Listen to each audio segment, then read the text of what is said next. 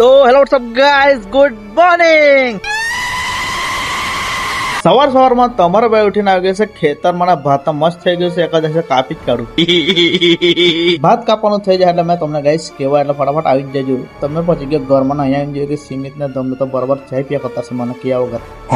પછી હું મેં બી એ લોકોને કિયા વગર ફટાફટ રોટલો અને શાક લઈને ભેગીને ખાવા લાગ્યો ચૂલામાં બેને. ખાઈ લઈને બહાર આવ્યો તો જોયું કે બુલેટ હતો. મેં કીધું કોણ લાવ્યો? તમારી બાકી મેં લાવી. પછી જવાનું હતું કંટ્રોલમાં એટલે મેં નીકળી ગયો ઠેલો ઉચકીને ઘરથી બહાર. તો જેવું વરસાદ આવતો એટલે ફટાફટ આવીને પેલા રેનકોટ पहचाना मुझे? બુલેટ પર બેસીને 450 ની સ્પીડ પર અમે પહોંચી ગયા કંટ્રોલમાં, તે બી પાછું કંટ્રોલ. અહીંયા જોયું તો આટલી લાંબી લાઈન. મેં તો જોઈને જ કંટાળી ગયો. ફટાફટ મેં તો ભાઈ ડોહાની જેમ નીચે જ બેસી ગયો. મને જોઈને બીજા બી બેસી ગયા.